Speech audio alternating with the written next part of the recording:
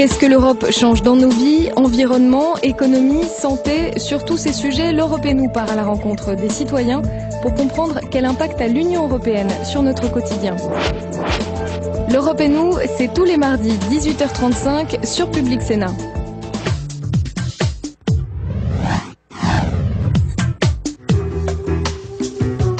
Face à nous, chaque semaine, durant 45 minutes sur Public Sénat, c'est un homme ou une femme politique qui se prête au jeu serré et le plus réactif possible des questions-réponses. Avec moi sur le plateau, plusieurs journalistes de la presse écrite pour relancer l'invité.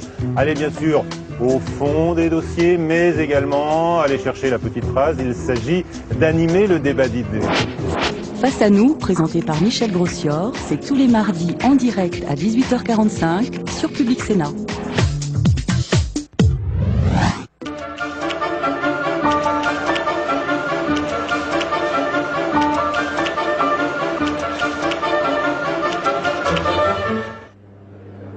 Bonjour à tous, merci de nous rejoindre en direct du Sénat pour la traditionnelle séance des questions d'actualité au gouvernement. Comme un jeudi sur deux, le Sénat interpelle le gouvernement et les ministres sur des thèmes d'actualité.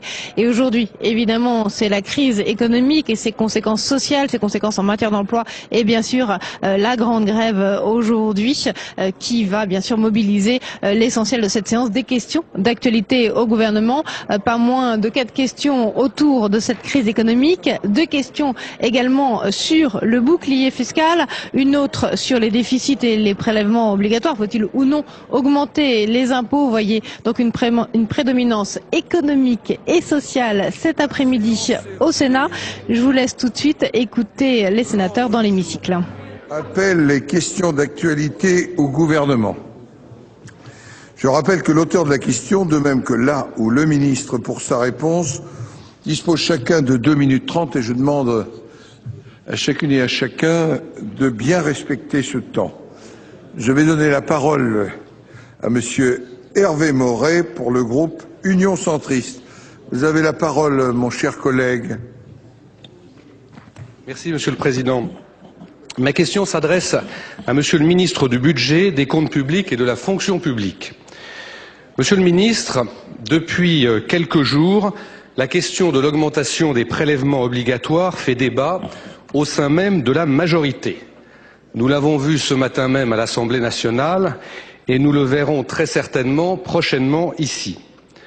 Certaines personnalités suggèrent en effet de supprimer ou en tout cas de modifier le bouclier fiscal, d'autres de créer ce qui s'est fait aux États-Unis, un prélèvement supplémentaire sur les très hauts revenus. Un amendement en ce sens a été adopté hier par la Commission des finances de l'Assemblée nationale. Ces prises de position résultent bien entendu de la dégradation des déficits publics du fait de la crise économique.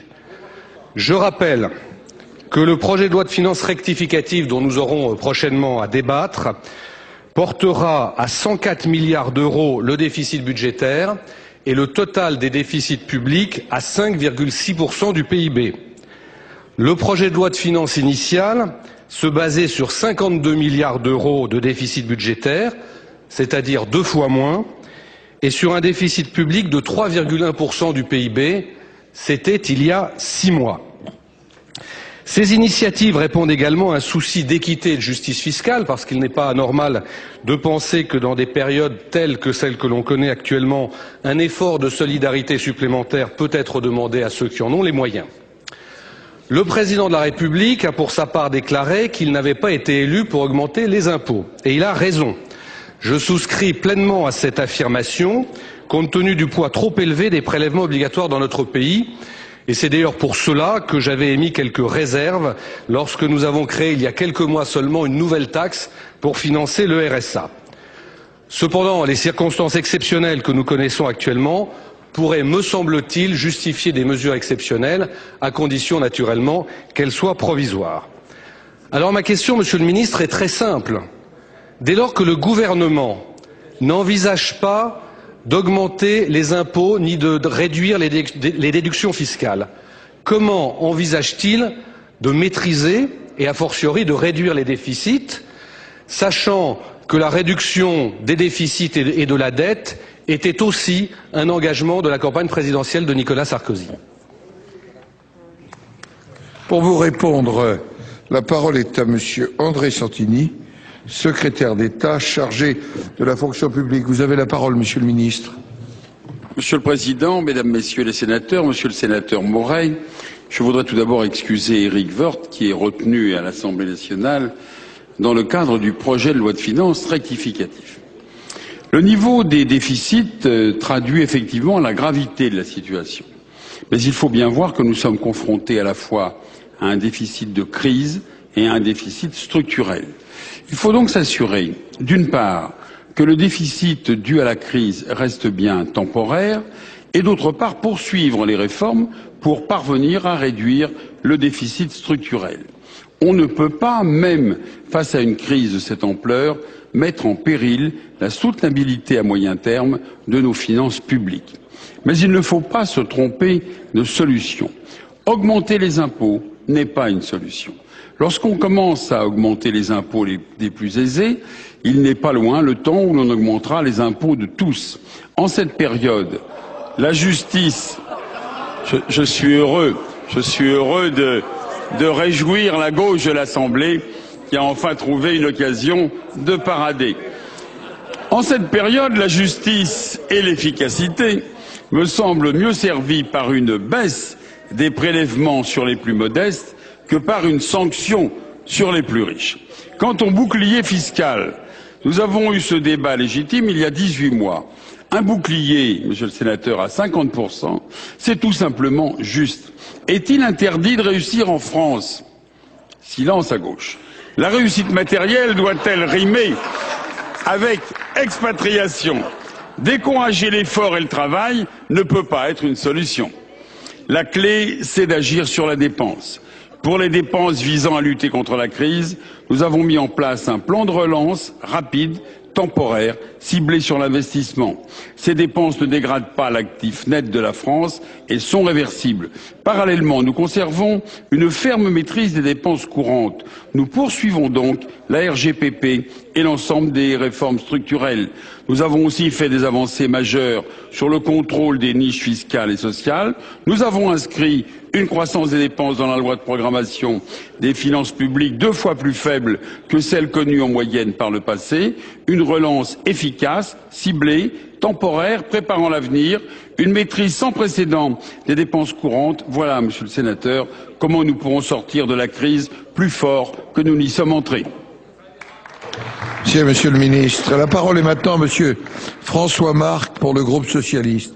Vous avez la parole, mon cher collègue.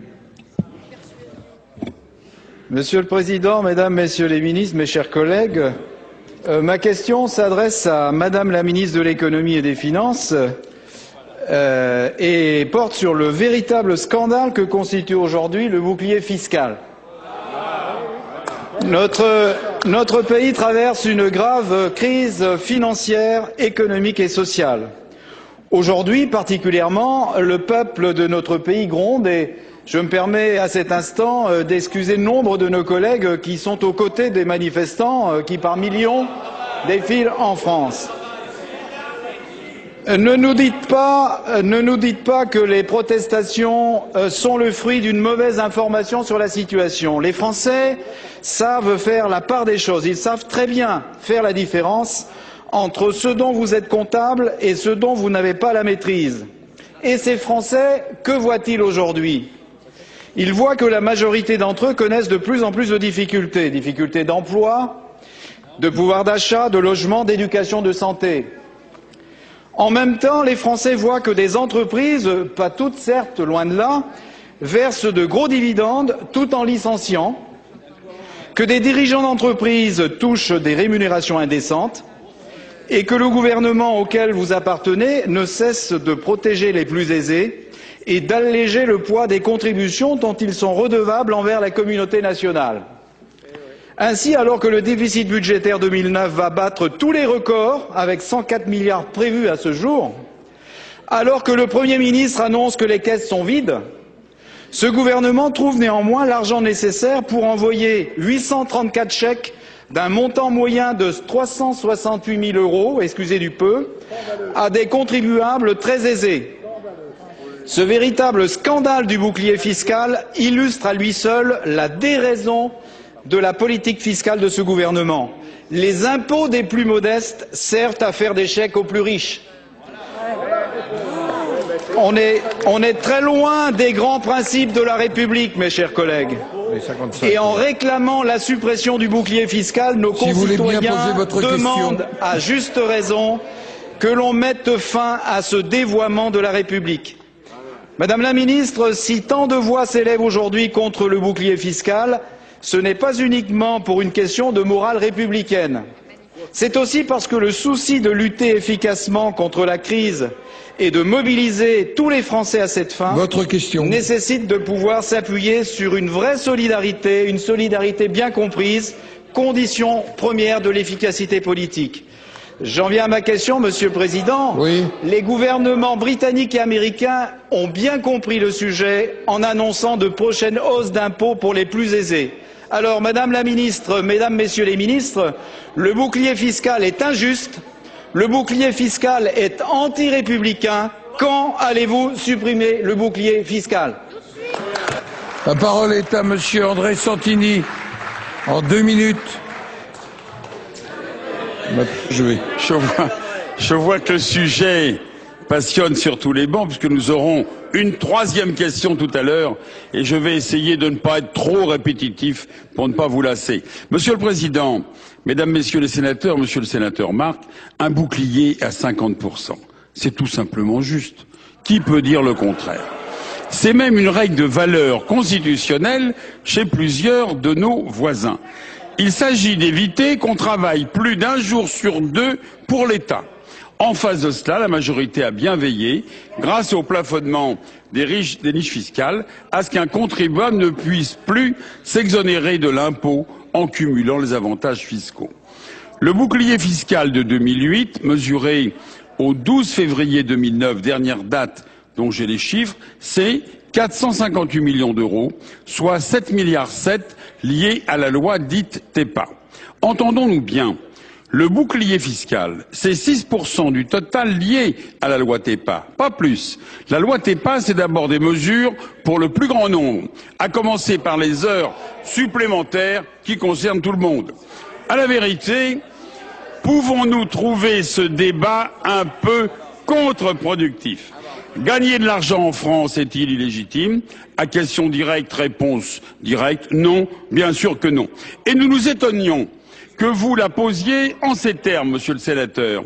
Serions-nous pervertis au point de dénigrer ceux qui réussissent? Seriez-vous prêt à montrer du doigt les chefs d'entreprise de votre circonscription qui réussissent, qui ont décidé d'y investir, d'y créer des richesses et de l'emploi? Plafonner la pression fiscale, Mesdames, Messieurs les sénateurs, c'est limiter le départ des Français vers des pays dont la fiscalité est moins élevée.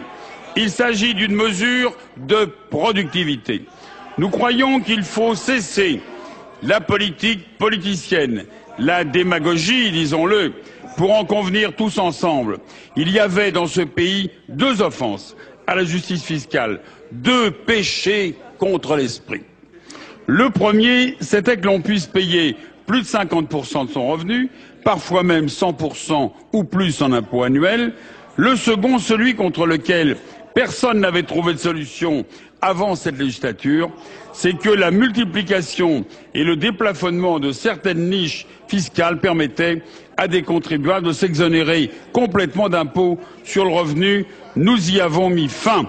Nous l'avons fait. Si vous voulez conclure, Monsieur le Ministre, pour l'absolution. Nous le revendiquons. Cette vérité-là, nous aimerions que tout le monde s'attache à la rappeler. La parole est maintenant à Monsieur Bernard Vera pour le groupe communiste républicain citoyen, sénateur du Parti de gauche. Vous avez la parole, mon cher collègue. Monsieur le Président, Mesdames et Messieurs les ministres, mes chers collègues, ma question s'adresse à Monsieur le Premier ministre. Je tiens tout d'abord à saluer le mouvement social puissant et rassembleur qui se déroule aujourd'hui et se traduit par de nombreuses manifestations réunissant plusieurs millions de salariés soutenus par 80% de l'opinion publique. La plupart des sénatrices et des sénateurs de notre groupe sont d'ailleurs présents dans ces manifestations. Ce mouvement est le signe évident de l'inquiétude et de la colère de la France qui travaille et qui crée les richesses, un signe qui appelle d'autres réponses que les mesurettes fort limitées annoncées par le gouvernement. Il participe aussi, après les succès des mouvements revendicatifs de l'outre-mer, d'une profonde et large aspiration à trouver dans la situation de crise d'autres solutions que la litanie des plans de licenciement, le développement du chômage partiel et le blocage des salaires et des pensions. Cette aspiration de justice sociale est si forte qu'elle rend indécente l'existence du bouclier fiscal, comme celle des rémunérations et bonus exorbitants des patrons du CAC 40 et des plus grandes entreprises. Le bouclier fiscal est bel et bien un cadeau éhonté destiné à une infime minorité de privilégiés au moment où la grande majorité du peuple de notre pays doit se serrer la ceinture.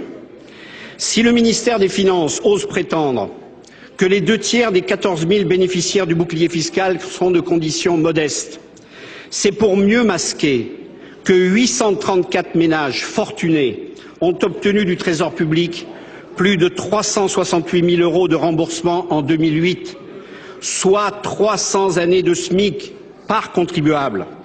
Au total, le bouclier fiscal coûte 458 millions d'euros. C'est plus que les crédits de la rénovation urbaine et que les aides versées par le ministère de la Jeunesse et des Sports. Affirmer que le bouclier fiscal a favorisé le retour des émigrés fiscaux est un pur effet d'affichage. J'y viens, Monsieur le Président. Les parlementaires de mon groupe, soucieux de l'équilibre des deniers publics et de la justice fiscale, ont déposé le 15 octobre dernier une proposition de loi tendant à abroger le bouclier fiscal. Le 26 mars prochain, ce texte est inscrit à l'ordre du jour du Sénat, mais la majorité de droite semble destinée à empêcher son adoption. Alors, tout en regrettant l'absence de Monsieur le Premier ministre, comme celle des ministres concernés, ma question est simple. Le gouvernement va-t-il enfin entendre le peuple? Allez-vous supprimer cette disposition inique? Appuierez-vous notre proposition d'abrogation du bouclier fiscal en débat le 26 mars? La parole est à Monsieur André Santini, secrétaire d'État chargé de la fonction publique. Vous avez la parole. Merci. Monsieur le ministre. On connaissait le bis, on n'avait pas le terre. Alors, Monsieur le Président, Mesdames, Messieurs les sénateurs, Monsieur le sénateur Vera, je risque d'ailleurs de représenter le gouvernement le jour du dépôt de votre proposition de loi. Alors, bien sûr, je vais répondre. Il n'est donc pas juste, Monsieur le sénateur, de stigmatiser les bénéficiaires du bouclier fiscal. Ce sont les personnes qui ont un remboursement total de 458 millions d'euros, qui avaient préalablement payé plus de 1,1 milliard d'euros d'impôts. C'est parce qu'ils versaient souvent, oui, je vois que votre cœur demeure inaccessible à ce genre de détresse, mais il faut quand même que les chiffres vous soient cités. Ils versaient plus de 80%, voire 100% de leurs revenus aux impôts et leur contribution était ramenée à 50%. L'impôt, Monsieur le sénateur, est une affaire de citoyenneté, non de confiscation. Vous avez invoqué la justice. Est-il juste de payer plus de 50% de ses revenus en impôts? Est-il juste de travailler plus d'un jour sur deux pour l'État? Cette situation n'existe nulle part ailleurs. La coexistence d'un impôt en France sur le revenu élevé et d'un impôt sur le patrimoine également élevé impose de plafonner la pression fiscale, d'où l'instauration du bouclier fiscal, qui est un système juste. La véritable injustice, c'était que certains contribuables puissent s'exonérer de l'impôt à travers l'utilisation excessive d'avantages fiscaux par le recours aux niches fiscales. Nous avons donc décidé de les plafonner. Enfin, Monsieur le sénateur, on n'est pas en France un voleur lorsqu'on gagne de l'argent parce qu'on a réussi. Si l'on veut faire partir de France toute sa richesse, alors il faut prendre les mesures que vous préconisez. À une époque de très grande mobilité du capital et de compétition si vous voulez très conclure, rude, Monsieur le ministre, notamment entre pays européens, surtaxer aboutit en réalité à détaxer. Ce coup de frein au départ C'est la première fois depuis 2000 qu'on l'observe, puisqu'en 2007, les départs du territoire ont baissé de 15% et les retours ont augmenté de 10%. Ce n'est pas un hasard si c'est la première année de mise en œuvre du bouclier fiscal. Merci, monsieur le ministre. La parole est maintenant au président Henri Drincourt pour le groupe Union pour un mouvement populaire. Monsieur le Président, Mesdames et Messieurs les ministres, mes chers collègues, je suis un peu désolé parce que ma question s'adressant au ministre de l'Agriculture, elle va se situer sur un autre registre par rapport à celui que nous avons entonné depuis le début de la séance. C'est une question agricole et c'est donc Monsieur Carucci qui développera la politique agricole du gouvernement dans quelques instants. Je voulais en effet dire au ministre de l'Agriculture qu'il a présenté il y a peu de temps les modalités de mise en œuvre du bilan de santé de la politique agricole commune au terme d'une d'ailleurs très longue concertation. Près d'1,4 milliard d'euros d'aides directes reçues par les agriculteurs seront réorientés en 2010 pour d'une part consolider l'économie et l'emploi dans les territoires, soutenir l'élevage à l'herbe, prévoir un développement durable et instaurer la gestion des risques. La profession sait bien qu'il est indispensable d'adapter la politique agricole commune dans la perspective de 2013. Mais en abordant le financement des 4 objectifs que je viens de rappeler, on s'aperçoit que les prélèvements de solidarité sur les cultures végétales en particulier risque de créer de vraies difficultés à ce qu'on appelle les zones intermédiaires, qui ont des rendements moyens sur des sols relativement médiocres et avec des exploitations le plus souvent elles-mêmes de taille moyenne.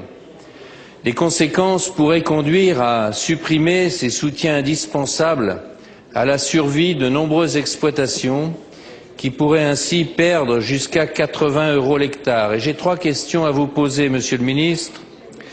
Comment faire évoluer ce système pour qu'il prenne en compte la diversité de nos régions, assure à nos céréaliers, quelle que soit la région, la juste rétribution de leur travail? Pourrait-on envisager une mise en application progressive sur 2010-2013 des mesures qui ont été prises? Et pourrait-on accompagner financièrement les exploitations de type spécialisé ou polyculture élevage ayant des surfaces consacrées aux productions végétales qui s'engageraient sur des axes de développement de la biodiversité ou bien de réduction de la dépendance énergétique grâce à des choix culturaux? L'État, Monsieur Roger Carucci, secrétaire d'État chargé des relations avec le Parlement. Vous avez la parole, Monsieur le Ministre. Monsieur le Président, Mesdames et Messieurs les sénateurs, Monsieur le Président Drincourt, je voudrais d'abord excuser, si vous le voulez bien, l'absence de Michel Barnier, qui aurait eu bonheur et plaisir à vous répondre, mais il est aujourd'hui à Bruxelles en négociation justement sur la PAC.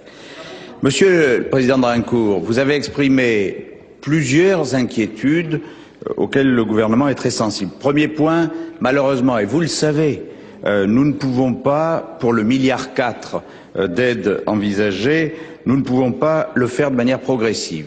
La réorientation se fera sur les aides payées en décembre 2010. C'est un accord européen. Là-dessus, nous n'avons pas une liberté pleine et entière. Mais nous avons compris, et le ministre de l'Agriculture est très attentif, à la situation des départements ou des secteurs que l'on pourrait qualifier d'intermédiaires et qui sont en réalité les secteurs les plus en difficulté par rapport au rééquilibrage et à la réorientation. Michel Barnier a mis en débat dans le cadre des groupes de travail la situation des territoires intermédiaires, c'est-à-dire de ceux qui ont des revenus ou des niveaux de soutien partagés entre et plus faibles que ceux des territoires à fort potentiel et plus forts que ceux de zones en vraie difficulté. Donc ce sont ces territoires intermédiaires qui ont le plus de problèmes par rapport à la réorientation des aides. Diverses voies ont été ouvertes et sont à l'étude. Le ministre annoncera début avril un certain nombre de mesures. Dans les diverses voies, la réattribution prioritaire d'une partie des aides aux grandes cultures, Et vous parliez tout à l'heure justement des zones végétales, des zones céréalières. L'accompagnement de la réorientation des systèmes de production, l'engagement sur le développement durable, on l'a déjà vu dans le Grenelle 1, on aura l'occasion de le revoir, il y a peut-être là effectivement des efforts qui doivent être faits. Les décisions qui vont être prises et qui seront annoncées pour partie au début du mois d'avril doivent préfigurer de nouveaux modes de soutien pour notre agriculture et ces décisions s'engagent en fait sur la voie d'une sortie progressive de références historiques qui ne peuvent plus être des références actuelles. C'est le statu quo qui serait la pire des solutions. Nous allons donc, et le ministre de l'Agriculture s'y est engagé, avec vous, avec l'ensemble des acteurs, essayer de définir des politiques prioritaires pour les zones justement intermédiaires. Monsieur le Président Rincourt, soyez en tout cas assuré que le gouvernement prend bien en considération la situation de ces secteurs dont vous êtes naturellement l'un des porte-parole les plus émérites. Merci Monsieur le Ministre. La parole est à Madame Françoise Laborde pour le groupe du Rassemblement démocratique et social européen. Vous avez la parole, ma chère collègue. Merci Monsieur le Président.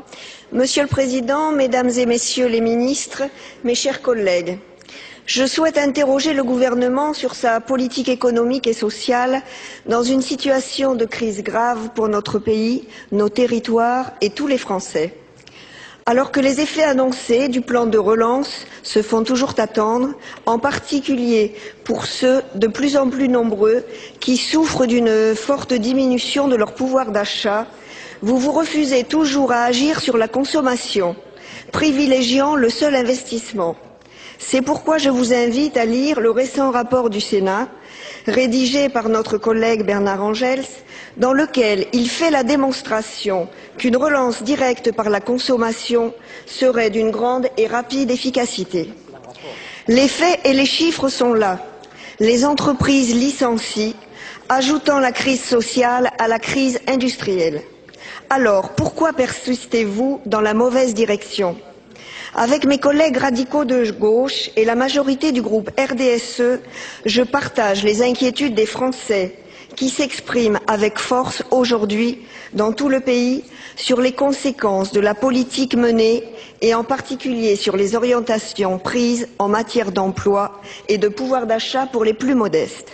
Cette politique et les priorités retenues enfoncent chaque jour un peu plus les Français dans la précarité, l'appauvrissement et l'incertitude.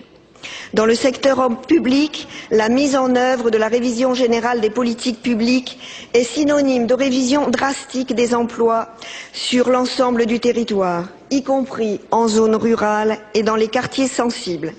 Je pense en particulier au secteur de la santé, de l'éducation, de l'enseignement supérieur et de la recherche. Dans tous ces domaines, force est de constater que notre pays régresse. Dans le secteur privé, déjà 400 000 chômeurs supplémentaires sont annoncés pour 2009. Les indicateurs sont au rouge et les réponses du gouvernement sont insuffisantes quand elles ne sont pas inadaptées. Dans ces conditions, combien de temps faudra-t-il encore attendre avant que le gouvernement ne prenne la mesure de la crise qui frappe les Français? Voilà les questions, Monsieur le Président. Quand allez-vous cesser de gérer la crise et enfin intervenir avec force et détermination? Quand allez-vous préférer le bouclier social à l'injuste et si indécent bouclier fiscal? Quand allez-vous agir sur le seul véritable levier de relance qui soit la consommation? Pour vous répondre, la parole est à Monsieur Hervé Novelli, secrétaire d'État chargé du commerce et de l'artisanat. Monsieur le Président, Mesdames et Messieurs les sénateurs, Madame le sénateur Françoise Laborde, nous ne partageons pas votre analyse et nous avons l'histoire pour cela. Vous savez et vous connaissez l'échec historique qui a été causé lors de la relance par la consommation initiée par le président Mitterrand dans les années 80. Cela a entraîné un recentrage de la politique économique qui est bien connu dans les manuels et qui fait et qui instruit sur l'inanité d'une relance par la consommation. Nous avons préféré la relance par l'investissement en choisissant la réactivité dans un plan qui aujourd'hui est un des plans les plus puissants de tous les pays de l'Union européenne. Je vous rappelle quelques chiffres, Madame le sénateur, il ne faut pas les oublier. Cette crise, elle n'est pas française et vous avez tort de stigmatiser le gouvernement. Je vous rappelle que vos amis socialistes espagnols en sont aujourd'hui, sur le seul mois de janvier, à près de 350 000 chômeurs supplémentaires. Je vous rappelle que vos amis travaillistes anglais traversent la crise, une des crises les plus profondes de leur histoire. Donc cela ne sert à rien de pointer du doigt les responsabilités de tel ou tel gouvernement. Nous avons été parmi les plus réactifs de l'Union européenne. Et lorsque vous dites que nous ne faisons rien pour l'emploi, je voudrais vous rendre attentive au fait que les moyens de la politique de l'emploi ont été augmentés de près de 25% depuis le début de la crise. Nous avons augmenté les allocations de chômage partiel qui sont passées de 60 à 75% du salaire brut. Nous avons aidé les salariés qui ont perdu leur emploi à rebondir par une meilleure indemnisation et une formation renforcée. Et troisième impératif, soutenir l'emploi. C'est ce que nous faisons avec un dispositif qui rencontre un grand succès, qui est le dispositif zéro charge dans les très petites entreprises, qui bénéficie d'ores et déjà de 3000 embauches par jour. Voilà la réalité, bien éloignée de la description que vous faites de la situation de notre pays. Merci, Monsieur le Ministre. La parole est maintenant à Monsieur Roland Courteau pour le groupe socialiste. Vous avez la parole, mon cher collègue. Merci, Monsieur le Président. Des centaines de milliers d'emplois sont menacés et supprimés dans l'agroalimentaire, la chimie, l'automobile, la distribution et de nombreuses autres industries. Continental, Total, Sony Pontonx, Mamor et tant d'autres. Et mes collègues Carrère et Vantôme notamment ne me démentiront pas. Certaines entreprises qui ont perçu des fonds publics se sont même délocalisées. L'exemple le plus frappant est Total, qui avait 14 milliards de profits, ose annoncer plus de 500 suppressions d'emplois. Un autre exemple est Continental, qui a trompé les salariés en leur promettant des investissements en échange de sacrifices et qui maintenant les envoie au chômage. Le seul objectif de ces groupes est non seulement le profit, mais la distribution des dividendes aux gros actionnaires et le maintien des rémunérations pharaoniques des dirigeants. Et tant pis pour les salariés sacrifiés. Face à un tel cynisme, que fait le gouvernement? Il parle d'annonces maladroites. Il annonce qu'il sera exigeant, vigilant. La belle affaire.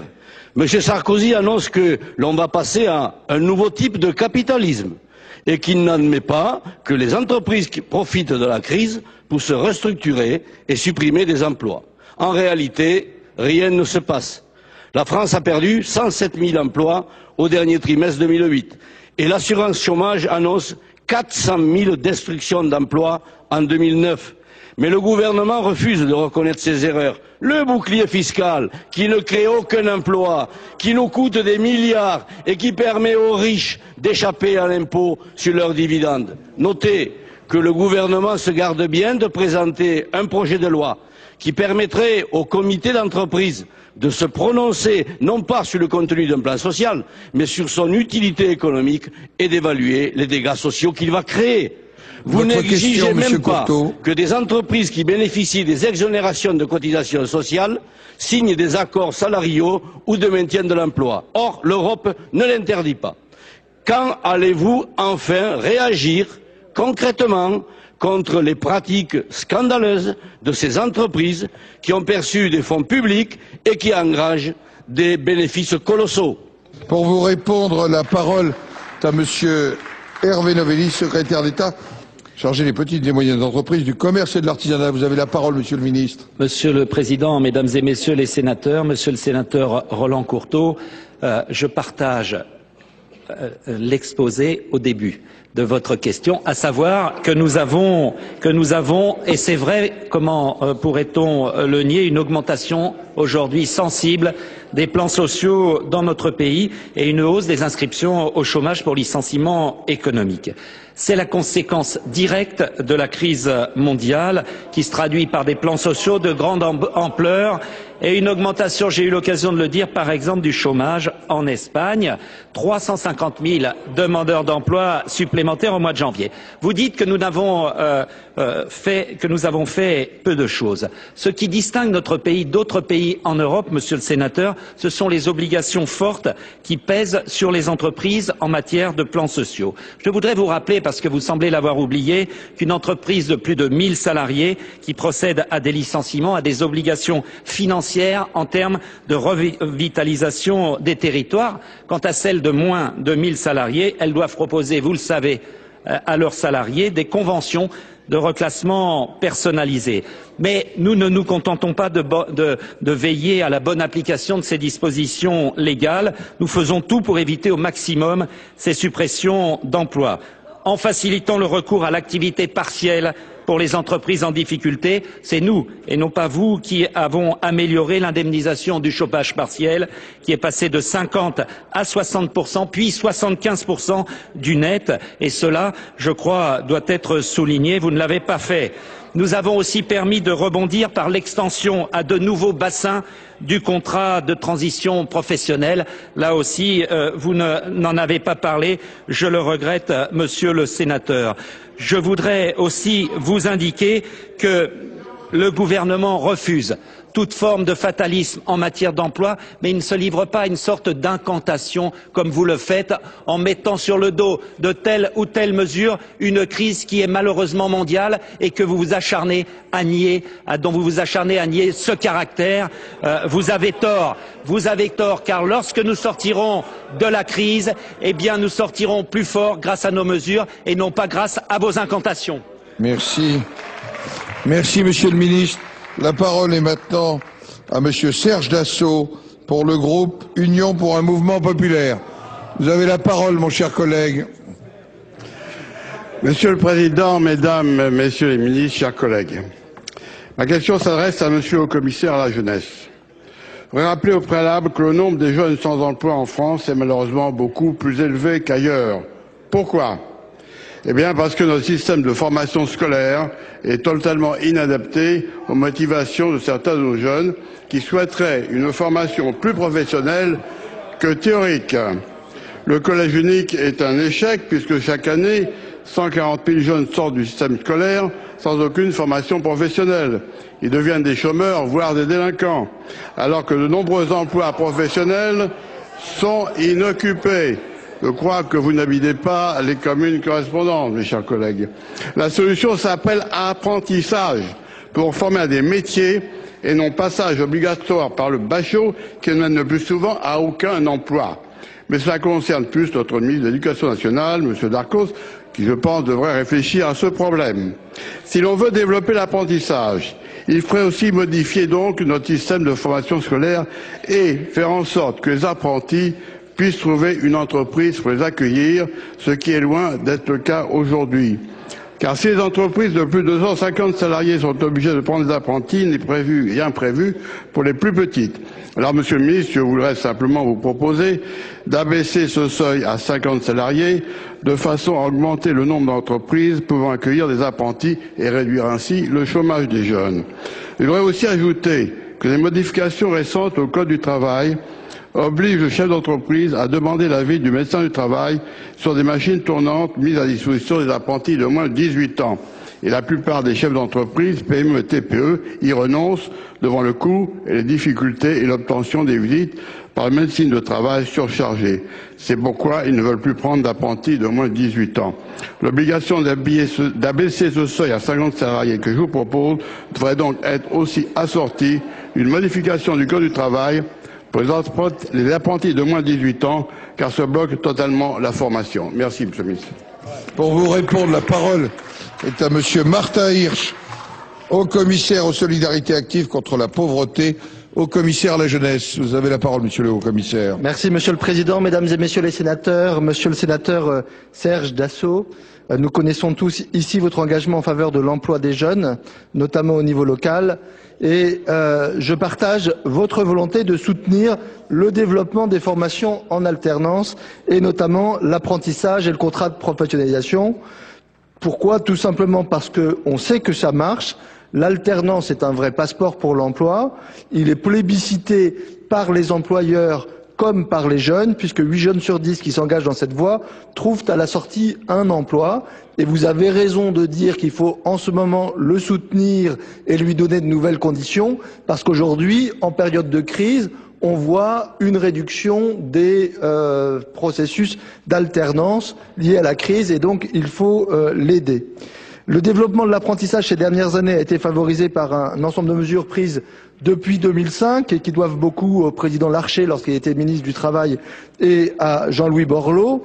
Crédit d'impôt de 1 600 €, revalorisation du statut d'apprenti, campagne de promotion de l'apprentissage, création d'un fonds national de modernisation de l'apprentissage, qui d'ailleurs ont été initiatives approuvées, je crois, par l'opposition et la majorité dans les mêmes conditions. Et un quota de jeunes en alternance de 3% dans les entreprises de plus de 250 salariés, à défaut de quoi, majoration de 0,1% de la taxe d'apprentissage.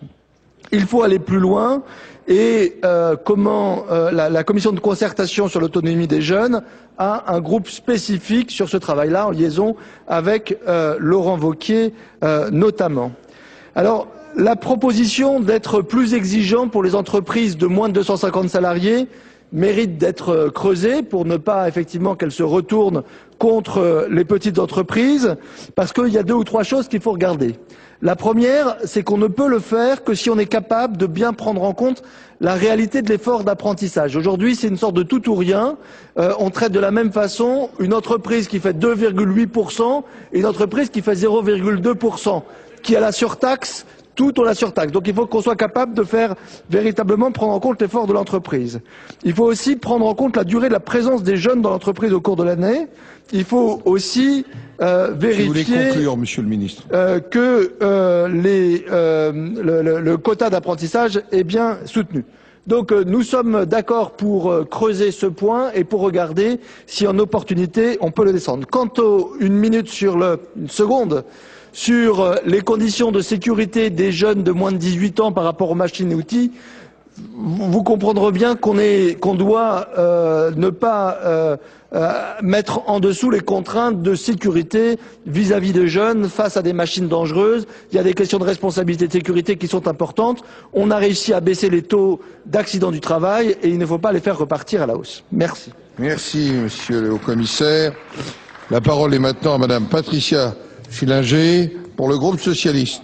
Vous avez la parole, ma chère collègue.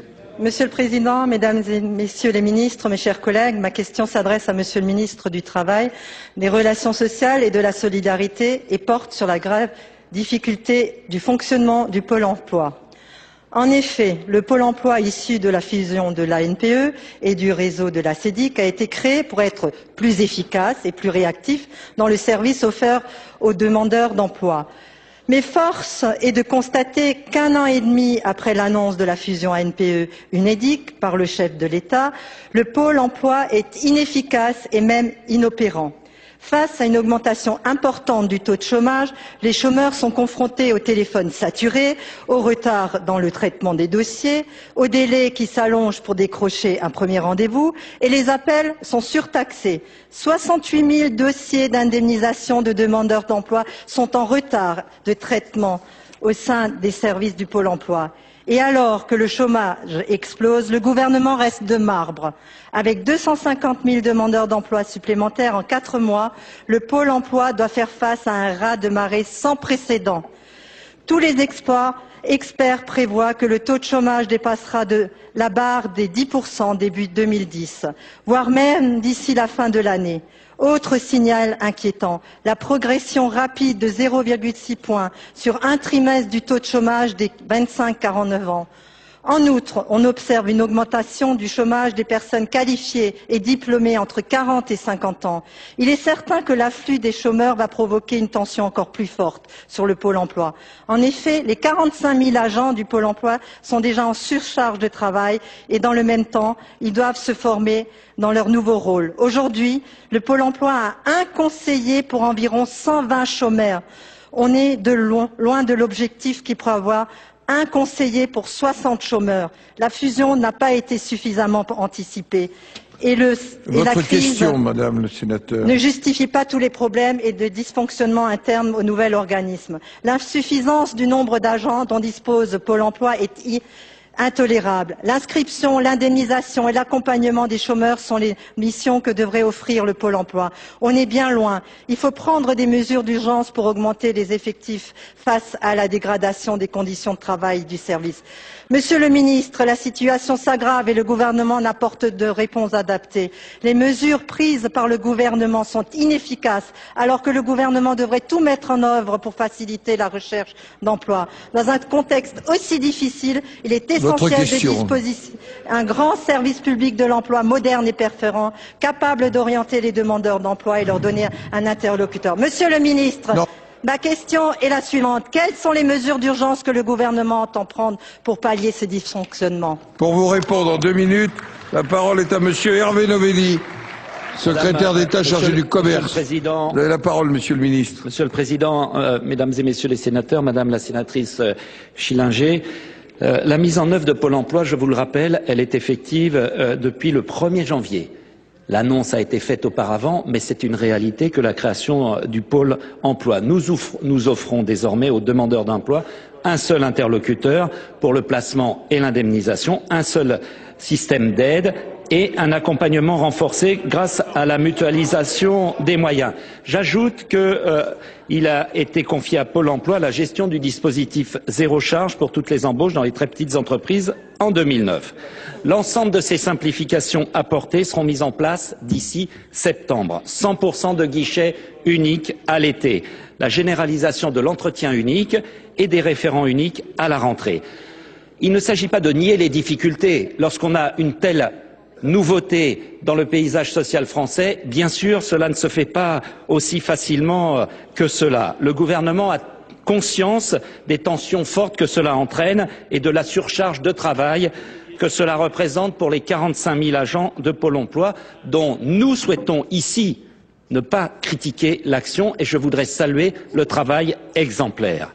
Eh bien, afin de faire face à l'augmentation du nombre des dossiers, Pôle emploi, à la demande du gouvernement, a procédé à des recrutements en CDD et mobilisé ses agents, y compris le samedi. Résultat, le nombre de dossiers en attente dont vous faites état, Madame le sénateur, est retombé aujourd'hui, je souhaitais vous l'apprendre, vous ne semblez pas le savoir, à 58 000, ce qui est le niveau normal. Ce qui est le niveau normal. Il n'y a pas, je tiens à le souligner, de retard. Aucun retard en matière de versement de l'indemnisation chômage, ce qui me semble naturel et important. Par ailleurs, le gouvernement étudie aujourd'hui la demande d'un renfort des effectifs de Pôle emploi, permettant ainsi de garantir aux demandeurs d'emploi un accompagnement adapté. Vous avez parlé des difficultés du 3949, le numéro d'appel unique. Et c'est vrai que le nombre très élevé d'appels reçus, plus d'1 million, a entraîné des difficultés. Il ne s'agit pas de le nier et nous ne le nions pas. Nous avons fait en sorte d'y apporter les réponses techniques nécessaires. Je voulais vous indiquer que le taux d'aboutissement des appels est désormais de plus de 70%, avec toutefois des disparités régionales encore importantes. Nous allons travailler à améliorer très rapidement ce résultat. Mais Madame le sénateur, cette réforme qui consistait à créer un interlocuteur unique, cela faisait plus de 20 ans qu'elle était demandée. Il y a d'un côté le ministère de la parole et de l'autre le ministère de l'action. Nous l'avons fait. La parole est maintenant à Monsieur Pierre Hérisson, qui voudra bien poser sa question en 2 minutes pour le groupe Union pour un mouvement populaire. Monsieur le Président, Mesdames et Messieurs les ministres, mes chers collègues, Monsieur le ministre, ma question s'adresse à Monsieur André Santini, secrétaire d'État à la fonction publique. Mais auparavant, excusez mon audace, Monsieur le Président, je voudrais remettre mon badge, la candidature des Jeux Olympiques d'hiver à Annecy à Monsieur Laporte.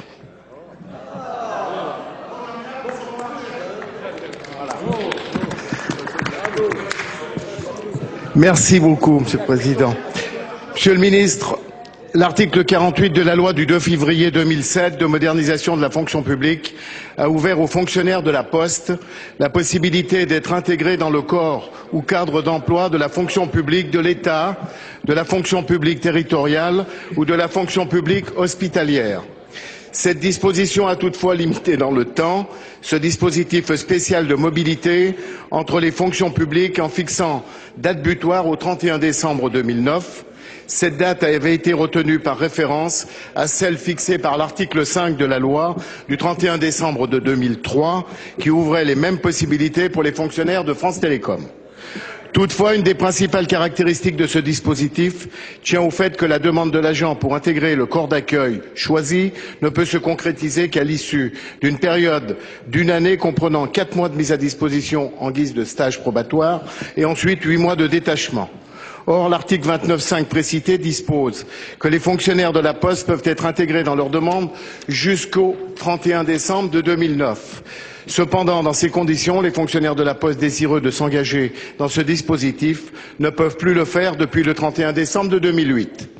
Aussi, Monsieur le Ministre, que puis-je répondre à mon postier au Savoyard, qui a un projet professionnel dans la fonction publique territoriale et qui s'inquiète de savoir s'il pourra bénéficier en 2009, comme ses collègues l'an passé, du dispositif de détachement dérogatoire facilitant sa mobilité vers une autre fonction publique. Ma question, Monsieur le Ministre, est la suivante.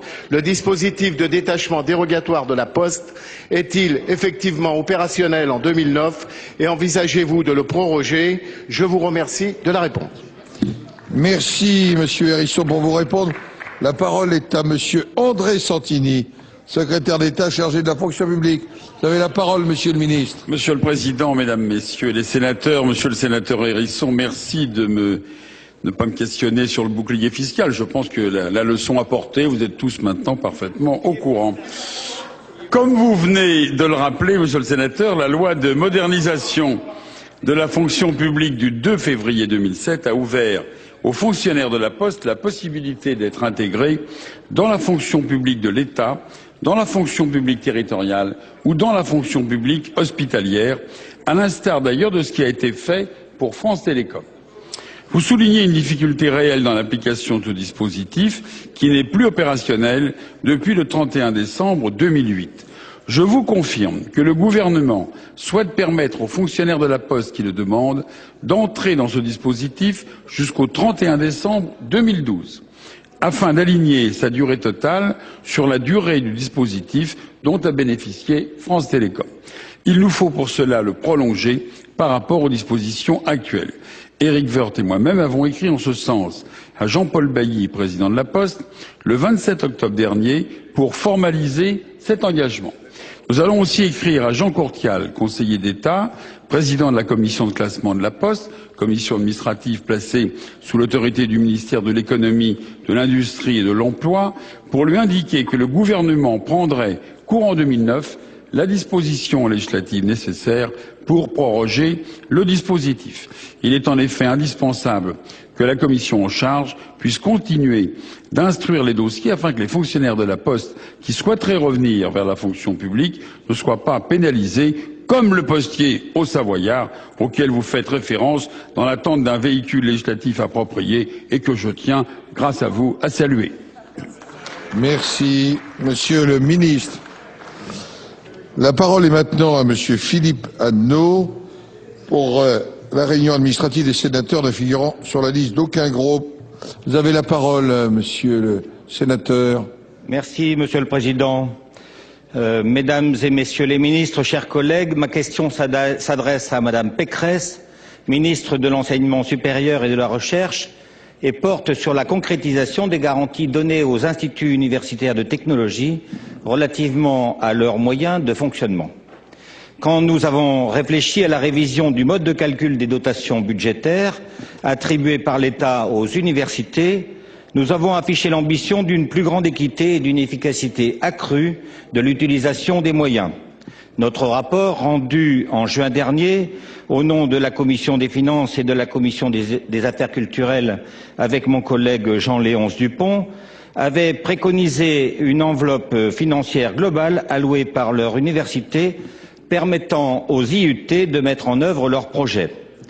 Je sais, Madame la Ministre, l'action déterminante qui est la vôtre pour prendre en compte nos recommandations, mais j'aimerais savoir à ce jour où vous en êtes des garanties promises par le gouvernement. Je pense par exemple au pourcentage des modes de financement reposant sur la performance et notamment sur l'insertion professionnelle. Je songe aussi à la prise en compte du coût plus élevé de la formation dans les IUT. Je vous remercie, Madame la Ministre, de nous donner des réponses susceptibles de conforter les directeurs d'IUT et les étudiants qui, je le rappelle, jouent un rôle majeur dans notre système compte tenu de leur réussite dans la professionnalisation et ainsi de les rassurer sur la pérennité du financement. Pour vous répondre, la parole est à Madame Valérie Pécresse, ministre de l'Enseignement supérieur et de la Recherche. Vous avez la parole, Madame la Ministre. Merci, Monsieur le Président, Mesdames et Messieurs les sénateurs, Monsieur le sénateur Philippe Adnot. Les instituts universitaires de technologie sont l'un des piliers de notre système d'enseignement supérieur et c'est l'une des filières de réussite de notre système. Ils dispensent une formation de qualité, de proximité, ils participent à la dynamique de chacun de nos territoires et ils ont des résultats impressionnants en matière d'insertion professionnelle. Alors cette réussite, elle doit être préservée. Ça veut dire que les universités autonomes doivent tenir compte des spécificités des IUT. C'est pour cela que j'ai souhaité que les présidents d'université et les directeurs d'IUT signent une charte pour mettre en œuvre leurs bonnes relations futures. Pour donner toute sa valeur et toute sa force à cette charte, je vais lui conférer une valeur réglementaire et elle sera adressée dès demain à tous les présidents d'université et à tous les directeurs d'IUT. Il faut que les IUT aient les moyens de s'épanouir dans le cadre des universités autonomes. Les moyens, évidemment, financiers et humains. Ils les auront. Il y aura un contrat d'objectifs et de moyens qui va être négocié entre le président de l'université et le directeur de l'IUT et qui sera transmis en juin à mon ministère. D'ores et déjà, tous les présidents d'université se sont engagés pour 2009, mais aussi pour 2010, à maintenir à minima les moyens actuels de chacun de leurs IUT. Quant à l'État, il a accordé, vous le savez, 5 millions d'euros de crédits supplémentaires aux IUT cette année pour améliorer l'accueil des bacheliers technologiques dans les IUT et faire fonctionner l'ascenseur social. Ces 5 millions d'euros seront reconduits en 2009. Et enfin, dans le cadre du plan de relance, j'ai le plaisir de vous annoncer que 10 millions d'euros iront spécifiquement à l'équipement des IUT. Enfin, les IUT seront associés à la réflexion sur le modèle d'allocation des moyens que vous avez mentionné, Monsieur le Sénateur. Alors, cher Philippe Adnot, les IUT comptent pour vous, sachez qu'ils comptent aussi pour nous. Merci, Madame la Ministre. Chers collègues, nous en avons maintenant fini avec les questions d'actualité au gouvernement. Je vais suspendre la séance quelques instants. Elle sera reprise dans quelques minutes pour la communication de Monsieur Jean-Paul Delevoye, médiateur de la République, sur son rapport annuel. La séance est donc suspendue.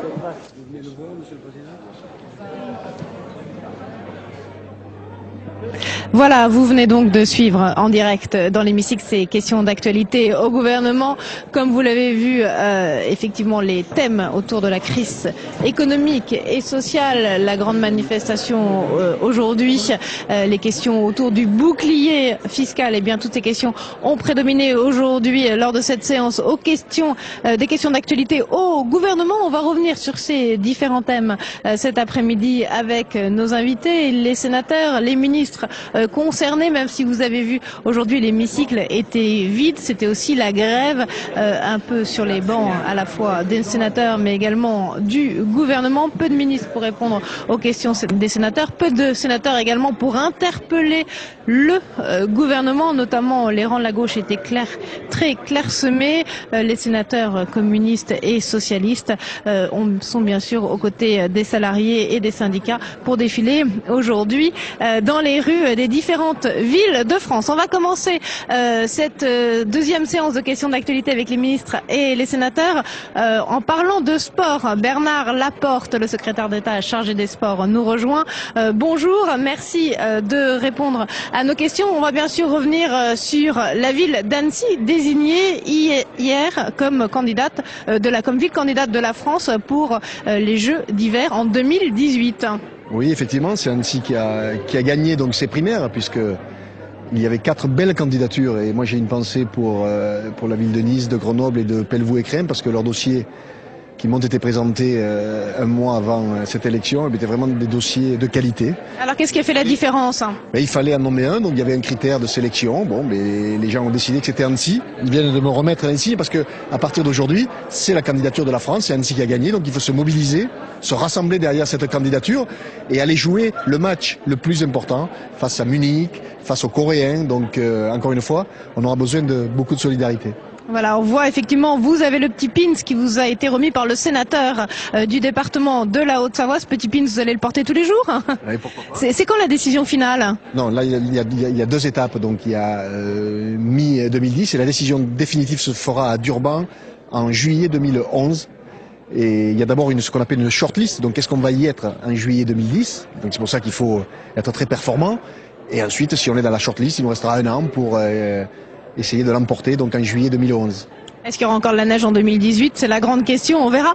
Tant que vous êtes avec nous, Bernard Laporte, une question sur la défaite de la France en rugby face à l'Angleterre dimanche dernier. Très très lourde défaite et déjà des voix s'élèvent pour réclamer la démission de Marc Lièvremont. Vous dites quoi, vous? Je dis que Marc Lièvremont ne jouait pas ce jour-là. Encore une fois, je crois qu'il l'a dit lui-même, un entraîneur, ça prend ses responsabilités. La défaite, on l'a subie. Moi, j'étais entraîneur pendant 8 ans de l'équipe de France. Quand on perd avec nos joueurs. Quand on gagne avec eux. Mais que je crois que c'est une défaillance collective ce jour-là. Effectivement, les joueurs ne sont pas rentrés dans le match. Bon, on n'est jamais content quand l'équipe de France s'est battue aussi sévèrement, qui plus est par les Anglais. Mais bon, ils ont un match pour se rattraper. C'est samedi à Rome face à l'Italie. Ce sera pas un match facile. C'est jamais facile de jouer contre les Italiens, même si l'équipe de France est quand même supérieure. Mais il faut quand même, encore une fois, livrer le match. Les Italiens auront à cœur de gagner un match. Ils n'en ont pas gagné pour le moment. Donc ça s'annonce un match difficile pour l'équipe de France. Mais c'est l'occasion rêvée pour, je dirais, retrouver un certain élan, un certain dynamisme, une certaine détermination. Voilà, donc nous irons les accompagner à Rome samedi. Nous serons très forts parce que on n'aime pas voir l'équipe de France subir, on n'aime pas voir l'équipe de France, que ce soit de rugby, de football ou d'autres d'ailleurs, on n'aime pas voir nos équipes de France se perdre. Allez, merci beaucoup Bernard Laporte et on soutient tous effectivement la candidature d'Annecy. On va parler maintenant crise économique, financière, sociale avec Jean Arthuis. Voilà, Jean Arthuis, le président de la commission des finances du Sénat, qui est avec nous. Monsieur Arthuis, bonjour. Bonjour. Beaucoup de Français sont dans la rue aujourd'hui. C'est une journée de manifestation sociale. Est-ce qu'il peut y avoir, est-ce que selon vous, le gouvernement peut ou doit lâcher du lest sur le plan des aides qu'il peut apporter aux Français en difficulté? Je crois que dans les marges de manœuvre, si tant est qu'on puisse parler de marge de manœuvre, le gouvernement est allé jusqu'au bout de ce qu'il pouvait faire. Oserais-je dire qu'avant même le premier plan de relance, notre déficit prévisionnel, près de 60 milliards, plus le déficit de la sécurité sociale, étaient déjà, à eux seuls, ces deux déficits prévisionnels, étaient déjà des plans de relance. En tout cas, des plans de soutien à la consommation. Et là, maintenant, on va être à plus de 100 milliards de déficit. À 104 milliards. Et on le vérifiera dans le collectif budgétaire, auquel il faut ajouter probablement une quinzaine au moins de milliards de sécurité sociale. Ça veut dire 120 milliards. Mais alors, ça veut dire qu'il n'y a pas de réponse? Ça veut dire qu'il faut dire aux gens dans la rue qu'on ne peut rien faire aujourd'hui? Ça veut dire que il faut faire jouer tous les instruments de solidarité. Et ils sont à l'œuvre aujourd'hui. J'entends dire qu'il faudrait mettre des milliards supplémentaires en consommation, mais est-ce cela qui va redonner du vrai pouvoir d'achat, c'est-à-dire de l'activité économique? Les autres réformes que nous avons à faire sont celles qui contribuent à redonner de la compétitivité au travail, aux entreprises et aux territoires. Alors, il y a un débat fiscal à droite, notamment justement sur la solidarité et sur la contribution de ceux qui ont le plus de revenus. Est-ce qu'il n'aurait pas fallu, d'ailleurs ça a été vraiment beaucoup abordé dans ces questions d'actualité aujourd'hui, faire quelque chose sur ce fameux bouclier fiscal ou trouver en tout cas une manière de faire contribuer ceux qui gagnent le plus davantage à la solidarité nationale? On voit bien que le bouclier fiscal est un bel instrument lorsqu'on est sûr d'aller vers une baisse générale des impôts. Lorsque malheureusement il faut augmenter un impôt, et on l'a vérifié à l'occasion du financement de la généralisation du revenu de solidarité active, ce bouclier fiscal revient comme un boomerang politique.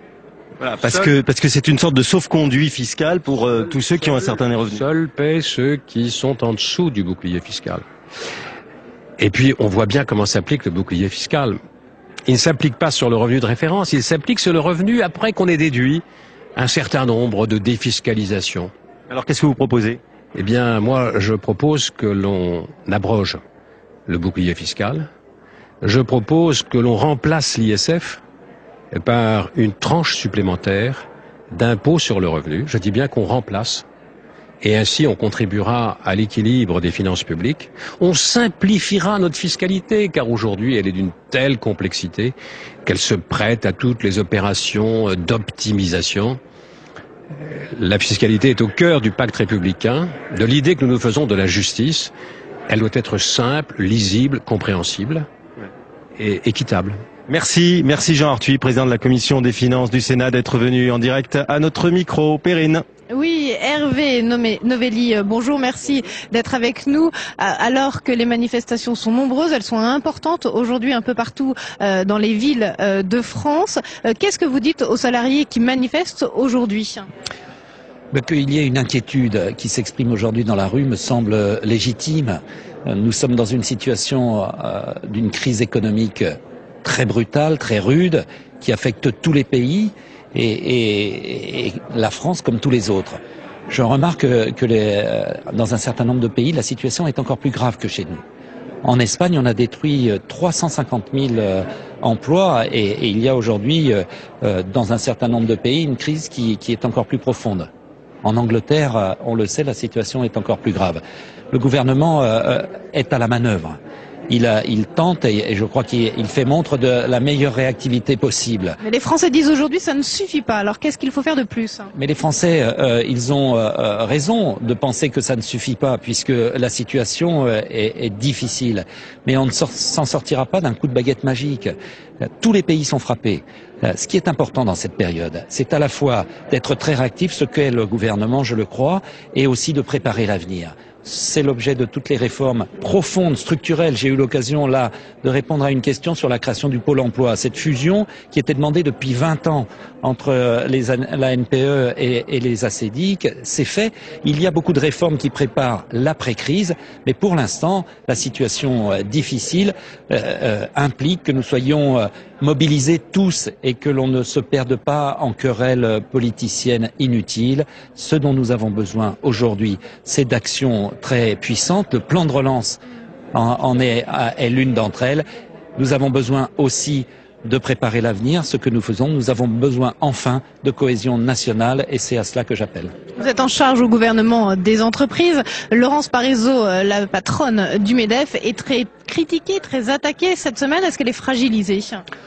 Je ne sais pas, je suis en charge des entreprises, pas des organisations patronales. Ce que je constate, c'est que nous avons une action d'accompagnement, notamment pour les petites et moyennes entreprises, qui sont aujourd'hui certainement les éléments les plus fragiles dans la chaîne économique. Il faut assurer leur financement, il faut éviter que par des attitudes trop frileuses, elles soient contraintes à des dépôts de bilan. C'est ce que nous faisons tous les jours avec la médiation du crédit, avec les comités départementaux de financement. Il y a aujourd'hui quelques comportements condamnables d'une brutalité en matière de restructuration qui n'est pas acceptable, mais pour tout le reste, les chefs d'entreprise doivent être encouragés et non pas vilipendés. Ce sont eux qui détiennent les ressorts de la croissance économique avec leurs salariés et il faut donc leur faire confiance. Très bien, merci beaucoup Hervé Novelli. Henri Drincourt, le président du groupe UMP, voilà, qui s'est patienté derrière vous et qui va venir lui aussi nous livrer son sentiment sur les grèves, les manifestations d'aujourd'hui et la façon la meilleure de répondre à cette inquiétude des salariés et des manifestants aujourd'hui en France. La grève d'aujourd'hui n'est pas à proprement parler une surprise puisqu'elle fait partie d'un plan qui a été annoncé par les organisations syndicales depuis de nombreuses semaines. Donc les choses se déroulent sereinement, je crois. Il est tout à fait normal que celles et ceux qui veulent exprimer un sentiment par rapport à la dureté de la crise puissent le faire. Et par conséquent, je pense que tous les élus, de quelque sensibilité qu'ils se réclament, sont très attentifs aux messages qui sont portés par les grévistes. Ces grévistes, ils attendent des réponses claires, concrètes. Donc même question qu'à Hervé Novelli, que doit faire le gouvernement dans les prochains jours, les prochaines semaines? Eh ben, le gouvernement a répondu par un sommet social le 18 février qui a décidé d'un certain nombre de mesures concrètes qui sont d'ailleurs actuellement en discussion à l'Assemblée nationale, qui vont arriver au Sénat très prochainement et qui permettront de mettre en œuvre des mesures aussi symboliques que pour les familles qui ont les revenus les plus modestes, eh bien de supprimer les 2/3 d'impôts qu'il reste à payer, d'accorder une prime de 200 € à un certain nombre de nos compatriotes, d'accorder des aides aux personnes qui ont des enfants, qui ont des personnes handicapées, voire des personnes âgées dépendantes. Donc tout ceci fait partie d'un plan social qui a été arrêté par le gouvernement en présence des organisations syndicales. Alors on ne peut pas, malgré tout, tous les 15 jours, rajouter des dépenses à la dépense, alors que, d'une part, nous sommes dans une situation de nos finances publiques qui ne le permet pas, et d'autre part, nous avons fait un choix stratégique pour nous. La meilleure protection et le meilleur avenir possible pour le développement du pouvoir d'achat, c'est l'emploi. Alors justement, il y a un débat qui agite la majorité en ce moment autour du bouclier fiscal pour dégager peut-être des marges de manœuvre budgétaires, de l'argent. Est-ce qu'il faut supprimer ou non, revenir sur le bouclier fiscal en arguant notamment du fait que 2009 n'est pas 2008, n'est pas 2007 et que cette période réclame plus de solidarité? Ce qui est certain, c'est qu'une politique fiscale ne peut pas être modifiée en permanence. Donc nous avons fait le choix, je le répète. Mais là, la période est très particulière, non? Ça fait rien, on n'est pas là pour augmenter les impôts. Parce que s'il faut se comparer avec ne serait-ce que les pays de l'Union européenne. Nous sommes le pays qui a le plus fort taux de prélèvement de la richesse, 42%. Nous sommes le seul pays en Europe qui a l'ISF. Donc il faut regarder, si on veut que les gens qui entreprennent, qui réussissent, fuient la France, eh bien continuons à augmenter les impôts, à les décourager, et ainsi sur qui retomberont les conséquences, comme d'habitude, sur les classes moyennes. Donc c'est vraiment pas le choix. Tout ce qu'on nous propose en ce moment, c'est, j'allais dire, un choix de la démagogie. Mais c'est pas un mauvais message aussi adressé aux Français qui manifestent aujourd'hui lorsqu'ils entendent que 834 contribuables vont toucher des chèques à hauteur de 360 000 ou 380 000 €. Ça les choque, ça, les Français? Eh bien, quand on est dans une période de crise comme aujourd'hui, il vaut mieux se rassembler ses forces plutôt que de passer son temps à monter les Français les uns contre les autres. C'est une espèce de maladie gauloise qui est chez nous ancrée depuis des générations et des générations et qui n'apporte jamais rien de positif. Merci beaucoup Henri Dracourt d'avoir répondu en direct à nos questions. Tout de suite avec vous Emmanuel, un autre parlementaire. Oui absolument, nous accueillons le président du Conseil général du Doubs, sénateur socialiste, Claude Jeannerat. Bonjour et merci d'être avec nous. Tout d'abord, je sais que vous avez pris un petit peu la température, même si vous êtes là aujourd'hui lors de cette séance des questions d'actualité, de ce qui se passe à Besançon sur la mobilisation sociale. Quelle est la situation actuellement ? Nous le disions, j'étais un peu partagé, j'aurais aimé être présent aux côtés de mes concitoyens pour manifester. Je me suis inquiété de savoir si cette manifestation était une réussite. À l'évidence, les manifestants sont nombreux, ce qui se traduit, j'ai eu l'occasion de l'exprimer au Premier ministre, s'agissant de la manifestation du 29 janvier. Je crois que nos concitoyens, non seulement en manifestant aussi nombreux, ressentent une profonde inquiétude, mais surtout ils apportent un désaveu par rapport à la politique aujourd'hui conduite par ce gouvernement. Et c'est d'ailleurs la raison pour laquelle j'ai aussi tenu à rester auprès de mes collègues au Sénat aujourd'hui pour pouvoir interpeller le gouvernement sur sa politique fiscale en particulier, qui est très injuste dans un moment où le pays va aussi mal. Alors justement, dans un département comme le vôtre, le Doubs, il y a notamment la crise de l'automobile qui a un impact économique assez fort. Aujourd'hui, qu'est-ce que vous ressentez quant au tissu économique local ? Et nous sommes effectivement dans une difficulté grave. Le département du Doubs, mais c'est vrai aussi pour toute la région Franche-Comté, est la région qui connaît la plus forte dégradation de la situation d'emploi. Plus 25% de chômage en un an, c'est lié naturellement à son caractère industriel et tout particulièrement au secteur de l'automobile qui irrigue une très grande partie de notre territoire. Et force est de reconnaître, Et avant-hier, nous avions le président de la République dans notre département. J'aurais aimé pouvoir le lui exprimer, nous n'en avons pas eu l'occasion, mais force est de reconnaître que, paradoxalement, la Franche-Comté est la région qui a été la moins bien traitée par le plan de relance. Or, nous ne manquons pas de projets, que ce soit d'infrastructures routières à réaliser, ferroviaire à terminer, parce que il y a la ligne à grande vitesse, justement, c'était à ce sujet qu'est intervenu Nicolas Sarkozy quand il est venu chez vous. Oui, alors je dois dire quand même qu'il a fait une annonce, il me faut être nuancé, il nous a promis que la branche est du TGV serait achevée. Et effectivement, nous en avons besoin. Ça, c'est de la relance. Ça, c'est de la relance. Et nous le réclamions, et nous nous étonnions d'ailleurs qu'il ne soit pas ce projet dans le plan de relance. Et cette région, faut bien le reconnaître, et j'ai eu l'occasion de le dire au gouvernement, a connu de grands retards en matière d'infrastructure. Nous avons aujourd'hui des projets qui sont prêts à être développés, mis en œuvre, et il y a besoin pour nous que la relance par l'investissement soit plus effective, plus importante. Un tout dernier mot, la place du département aujourd'hui, elle fait débat. Ici même au Sénat, il y a eu un débat hier sur les collectivités territoriales, il y a eu la commission Balladur. Comment les choses sont ressenties sur le terrain, à Besançon, dans le Doubs? Écoutez, j'y ai participé hier à ce débat, et en même temps, je suis un peu jugé parti, bien sûr, mais j'ai le sentiment que le département est reconnu précisément dans un rôle très important, nous l'évoquions à l'instant, sur son rôle de solidarité territoriale. Nous sommes dans un département de 594 communes, des communes très dispersées, et nous pouvons, grâce à cette clause de compétence générale qui nous est un peu disputée, or, grâce à cette clause-là...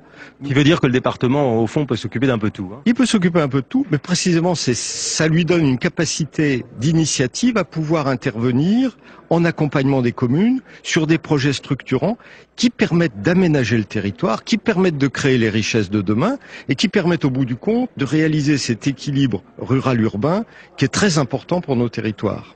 Voilà, donc vu du terrain, en tout cas, le département semble avoir encore d'ardents défenseurs. Perrine. Oui, François Marc, sénateur socialiste, membre de la commission des finances du Sénat, est avec nous. François Marc, on va revenir bien sûr sur les manifestations d'aujourd'hui. Qu'est-ce que vous, au Parti socialiste, vous attendez notamment de l'intervention ce soir aux 20h de TF1 du Premier ministre François Fillon?